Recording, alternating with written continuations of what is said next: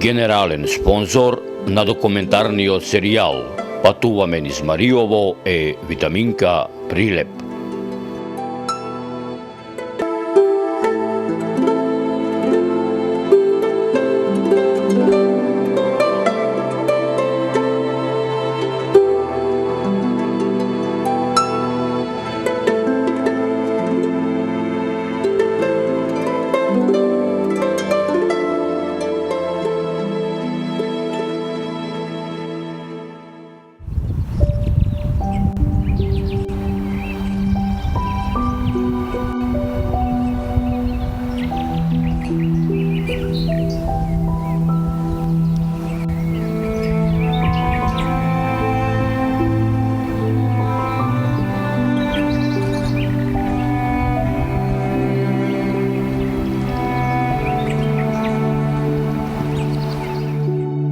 Бурната историја на селото Градешница и на цело Мариово е дел од историјата на слободолюбивиот и храбар македонски народ. За непокорот на Градешница и Мариово вечни сведоци се горостасиот кај Макчалан, бунтовните Кравица, Дрен, Селечка планина и борбите на ајдутските или детските чети на партизанските одреди. Гледајќи како времето се кавишто минува и со себе незапирливо носи битни настани и изминувања од минатото на Градевци и селото, решив да направам репортажа за оваа голема селска населба како што е Градешница, токму поради фактот што се нема доволно документација за одредени историски, географски, стопанско-културни и други настани од ова подрачје, но и тие што ги има не се доволно обработени и документирани не само од многу учени луѓе од сите краишта од светот, туку и од многу значајни личности од ова подневје. Да се биде хроничар за едно време минато на една голема селска населба како што е Градешница е тешка и одговорна задача, уште повеќе затоа што ми паѓа тешко на душата кога при посетата на Мариовска Градешница низ селските сокаци, сокачења, патчења се среќаваш со старите и изнемоштени селани, ги гледаш закатанчените порти, искрешените прозорци, запустените и обраснати во трева дворови, изгаснатите огништа. Да се биде хроничар на една голема селска населба како што е Градешница е тешка и одговорна задача, посебно кога хроничарот многуте човечки судбини и драми, многуте писма и успени пораки упатени кон своите синови и ќерки да дојдат од градот или од некоја преку океанска земја во селото, за да се видат, можеби и за последен пат, да ги преточи во аудио-визуелен документарен запис налик на оној што го има направено ненадминливиот познавач на целокупниот мариовски живот, мариовскиот свет, летописецот на мариовската земја, македонскиот раскажувач и романсиер Стале Попов, кој е мајстор на секој детал, секој опис, кој умее на негов својствен начин да ги долови ситници што не ги забележуваме, а се насекаде околу нас и се дел од нас, успевајќи тоа да го постигне на тој начин, пишувајќи за работи што му биле блиски, што ги носел како дел од себе, затоа што сите тие односи, ликови, судбини, повторно и интензивно и емотивно ги доживувал. Затоа што таквиот однос кон ликовите и настаните што ги опишувал Стале Попов успеал да му ги доближи до читателот. Затоа читателот на неговите дела не е пасивен наблюдувач, туку активен учесник во тие настани. Драги мои, сето ова што досега ви го раскажав ме наведе јас да бидам дел од многуте хроничари за култното мариовско село Градешница, сето тоа преточено како дел од документарниот серијал Патуваме низ Мариово село Градешница, сместено во крајниот јужен дел на Мариовската висорамнина, во југозападните падини на Ниџе планина, распослана во Градешничката долина, која со милениуми ја обликува Градешка река, која тече низ самото село, заскриено од многолетната дабова шума и сочните планински пасишта на питомата падина Грнчаница, која се издига веднаш над реката во правец на изгресонце, кон кај Макчалан, чиј хоризонт широко се отвора кон Менглеско, Воденско, Леринско, Костурско, кон Островското и Петерското езеро, кон Пелагонија, чие име го добило по тоа што порано во однос на другите мариовски села била најнапредна и личела на град, селото кое има 6 цркви, црквата Свети Димитри, црквата Свети Никола, манастирската црква Свети Илија, манастирската црква Свети Атанасий, манастирската црква Вознесение Христово, црквата Свети Кузман и Дамјан, село кое било едно од најбогатите македонски села, село кое е типичен пример за уништувањето на македонските села во втората половина на 20 век, село кое во 1961 година живеат 1019 жители, во 1994 година 115 жители, во 2002 година 80 жители, а во 2016 година само 40. Село кое од етнички аспект од секогаш населено било исклучиво со македонци, со извонредно висок наталитет до 50-тите години на 20 век, дури до 10 деца по семејство.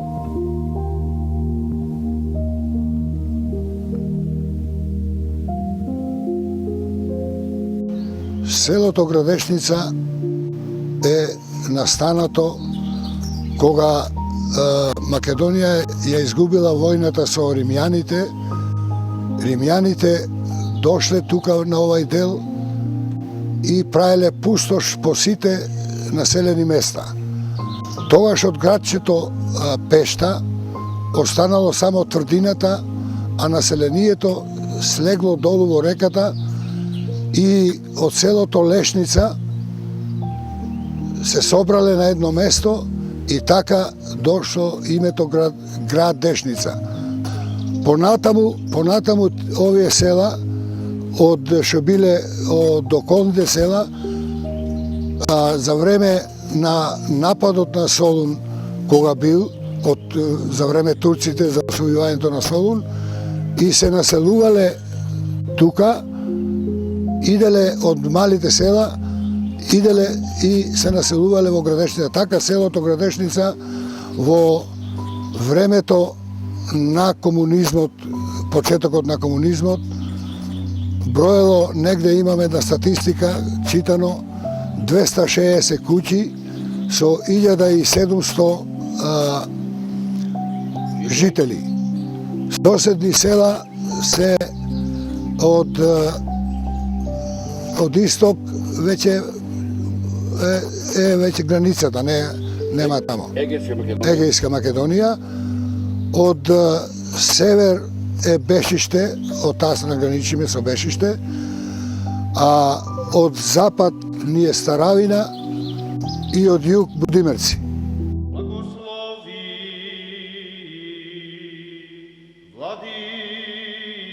Драги мои, сето ова што до сега ви го раскажав, ме наведе оваа хронологија да ја започнам на ова култно мариовско село со црквата Свети Димитри, која се наоѓа на влезот во селото, покрај патот што води до селото и е една од 6 најстари цркви, чие многовековно обстојување на селото Градешница тесно се поврзува со ова средновековно македонско христијанско православно духовно светилиште.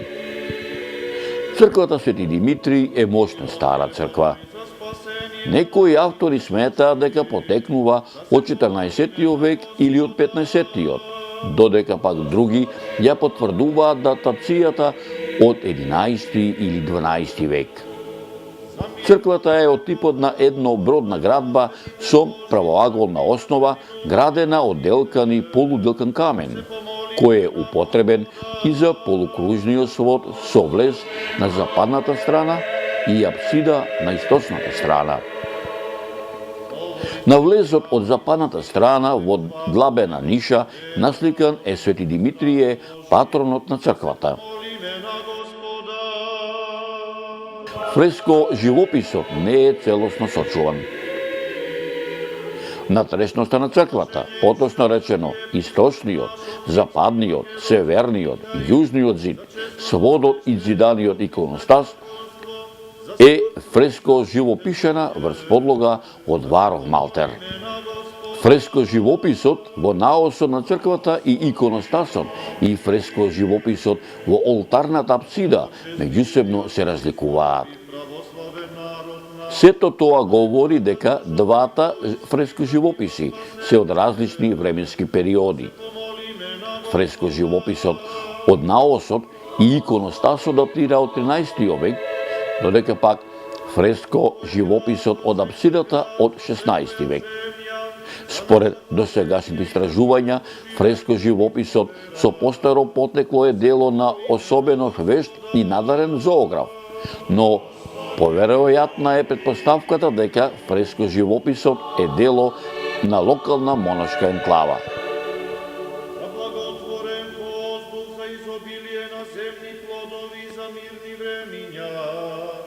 Сето тоа говори дека во периодот на фреско пишувањето работеле покрај главниот мајстор и помошници, при што помошниците работеле во горните партии, а главниот мајстор кај првите зони во наосот, олтарниот простор и на иконостасот.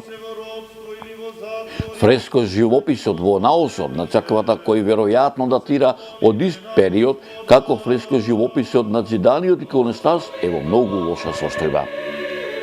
Многу од употребените пигменти за сликување се деградирани, променети и заради тоа нивната идентификација не е високопроцентно оценета, а сигнатурите се испишени со бела боја на византиски јазик.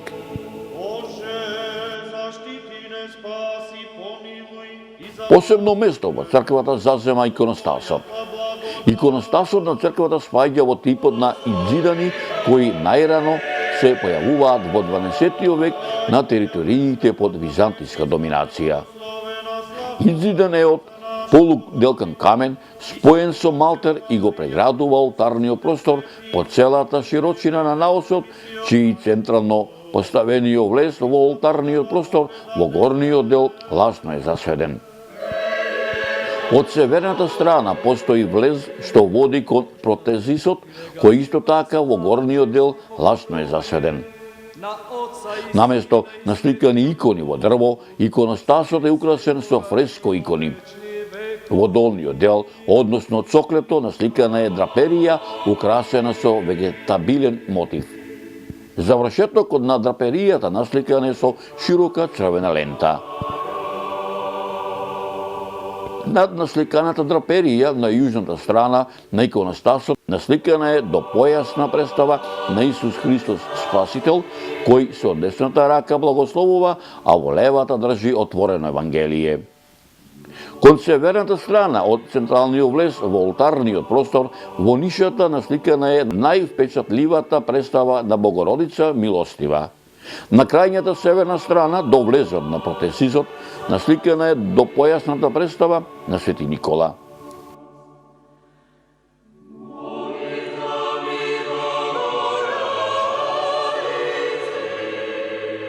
На архитравот, кој се протега по целата должина на иконостасот, во правоаголно поле ограничено насликани се до појасните представи на 12 апостоли. Над главите на апостолите, одделен со бродура, постои напис кој се протега по целата должина на иконостасот. Централно се насликани апостолите Петар и Павле. Зад Петар насликани се апостолите Лука, Марко, Андреја, Вартоломеј и Јаков, додека зад Павле насликани се Матеј и Јован, Тома, Симон и Филип. Во олтарниот простор, во првата зона на источниот зид, прикажана е композицијата поклонување на светите отци, архиереи. Свитоците кои ги држат архиереите испишани се на црковнословенски македонски јазик. Во црквата Свети Димитрije констатирани се црковнословенски надписи и кај композицијата поклонение на агнецот, додека кај други композиции во олтарот наосот на црквата среќаваме надписи на грчки јазик кои се прифатени како епитети и карактеристични грчки именувања усвоени во христијанската екумена, како примерот со Христос Емануил во представата на Богородица Знамение. Кај западниот зид над влезната врата зачуван е минимален фрагмент со надпис каде веројатно била испишена годината на живоопишувањето, како и податоци за ктиторот и авторот. На западниот зид во првата зона кон југ насликани се две светителки во цел раст, од кои едната е Света Параскева, Света Петка, а другата светителка не може да се идентификува. Во продолжение кон север, во првата зона во цел раст представен е светиот воин Прокопије. На северниот зид во првата зона, во продолжение на светиот воин Прокопије, насликани се другите свети воини, свети Димитрије со меч, свети Ѓорѓи со копје и штит, а во продолжение на првата зона на северниот зид представени се светиите свети Врачеј и свети Кузман и Дамјан од цел раст. Над влезната врата на западниот зид во наосот, во втората зона, насликана е сцената Успение на Богородица. На север и на југ сцената е фланкирана со фигури на неидентификувани светители во цел раст. Вертикално во продолжение во третата зона прикажани се подпојасните представи на свети маченици. На северниот зид од наосот, во втората зона, кај плитката ниша кон запад, е представата на евангелистот Марко, а кај нишата кон исток, евангелистот Матеј. Од натрешната страна на лакот кон запад представени се свети Јован Крстител и пророкот Соломон, додека кај лакот кон исток нема сочуван фреско живопис. Во јужниот зид од наосот, во првата зона, почнувајќи од исток кон запад, насликана е фигурата во цел раст на Архангел Михаил со меч во десната рака. За жал, овде живописот е делумно сочуван.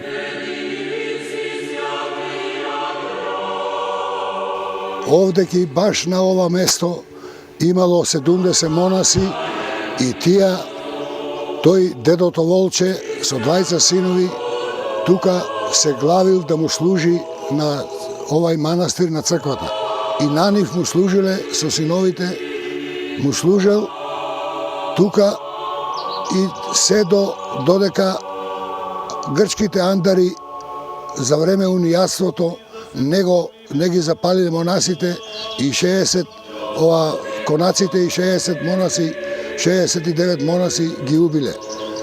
И богатството од овие цркви е земено од грчките андари, меѓутоа назад кога се враќале за Грција од селата од Егејскиот дел на Македонија, кај што е сега, тогаш цела Македонија, селата кога разбрале за тоа ги начекале, ги убиле грчките андари во планината кај Доброполе и парите се донесени тука пак на ова место, закопани се тука парите и со надпис дека кој ќе ги најди парите да ги обнови конаците и рестото може да се ги земи.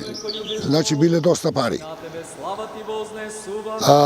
Така нашите, моето поколение потекнува од тамо, тука се населиле и тој 70-тиот монах што бил, немал пари да му плати, му дал имот што го имала црквата. Овдеки имало комплекс на манастири, имало епископска школа, овдеки, тука се училе и затоа, знаејќи грчките андари, дека овдеки се учело на македонски и се пеело на македонски, и дошле тука, го направиле тој неред,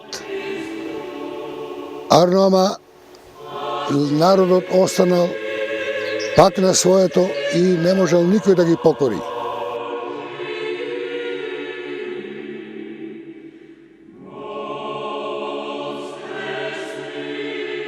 Навистина е тажна состојбата на овој прекрасен фреско живопис, за кој се надеваме дека во најскоро време ќе бидат преземени соодветни мерки за неговото зачувување како сведоштво на едно средновековно религиозно сликарство о нашето минато. Неговата особеност, архитектонското решение, зиданиот иконостас, ретките иконографски фреско композиции и на крај не задолжува да се однесуваме со посебен пиетет кон неговото траење.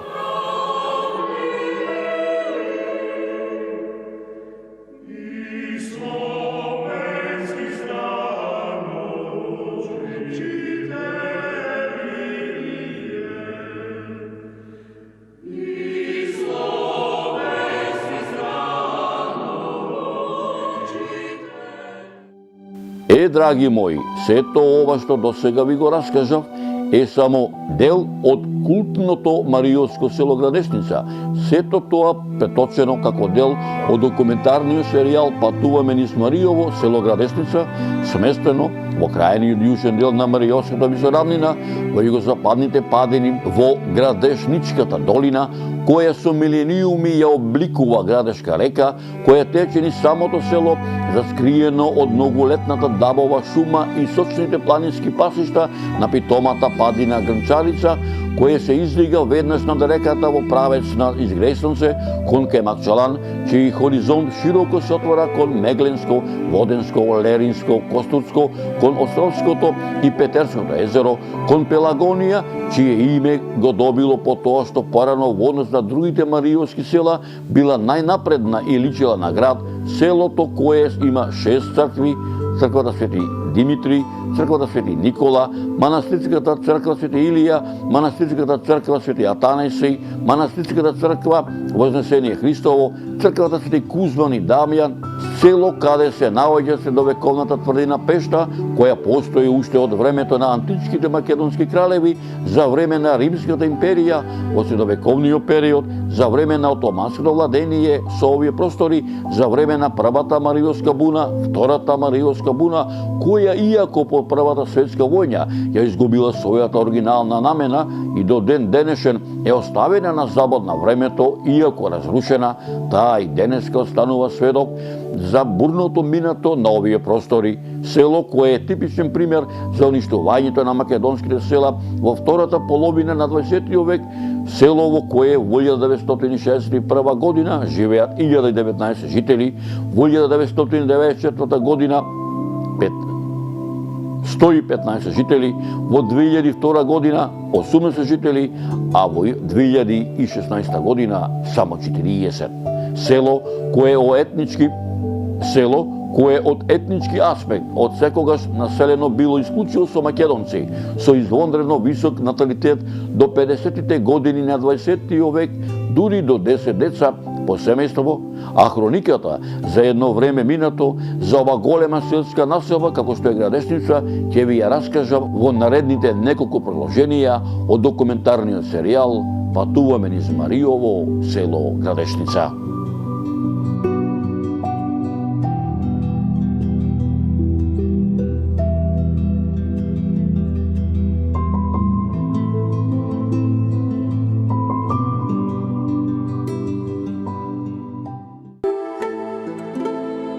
Генерален спонзор на документарниот серијал Патуваме низ Мариово е Витаминка Прилеп.